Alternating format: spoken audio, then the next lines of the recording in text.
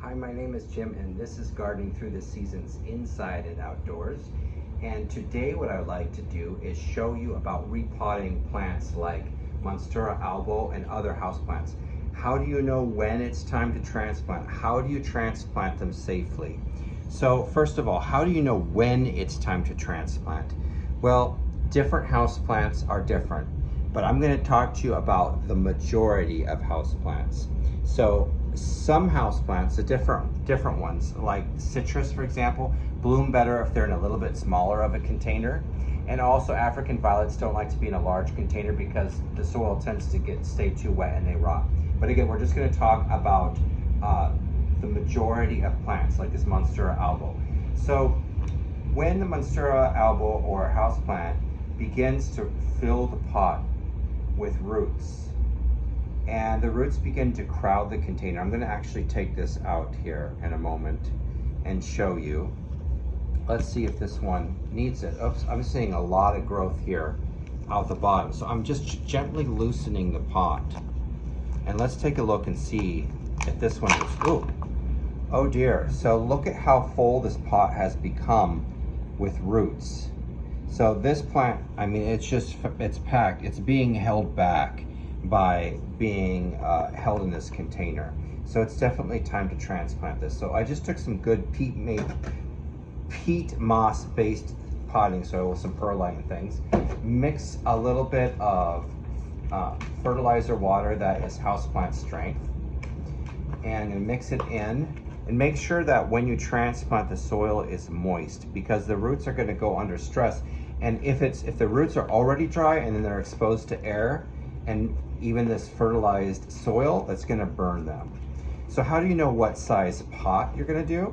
You're just going to go a little bit. Look at this. It's not that much bigger. It is bigger. Just a little bit bigger, a little bit deeper. If you go too big, what tends to happen, and it doesn't happen all the time. Here, I'm going to put some soil on the bottom and I'm squeezing it out as I go so it's not over wet. What tends to happen if you do too big of a pot is the soil will kind of go bad. Far away from the roots, it'll stay way too wet. It'll kind of turn sour, and then the plant can get root rot. So that's why it's important not to do too much bigger of a pot. Now, certain vigorous plants like this Monstera albo, I could have probably gotten away with going a little bit larger, but this is actually a perfect size upgrade for most houseplants. So I'm just gently putting it in here. And notice I did not rip the roots, scratch the roots, break the roots. Some folks say that you should do that. And it's just like a person. If you get a wound, you get a cut, you can get an infection. And the plant is the same way. I'm sure there's lots of these albo, Monstera albo, and Monstera area, and Thai constellation, and many other houseplants that have been destroyed because an infection entered the root because the person saw on the internet or something somewhere that you should break up the roots and that would help it to grow. Usually not. You know, there's some plants like house plants, some plants like this scented geranium where I don't want it to get bigger, and it's not particularly, as long as they don't overwater it, not particularly likely to get root rot, again, as long as they don't overwater it. Some plants you can get away with that, but 90% or better of houseplants, you do not want to break the roots.